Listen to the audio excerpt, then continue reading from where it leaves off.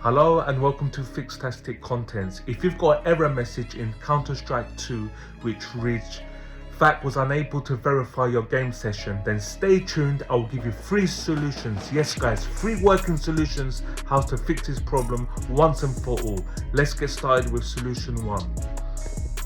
In your Steam account, I want you to change your profile name in your profile picture while the game is still running. If this doesn't work, then log out of Steam account and then change your profile picture and your profile name and then log back in. Tell me how you get on. Let's move over to solution 2. Solution 2, clearing all your launch options in the CS2 library and settings. So right click and you will find it all there and just remove them all. Solution 3, if this error message is still persistent, then restart your Steam account.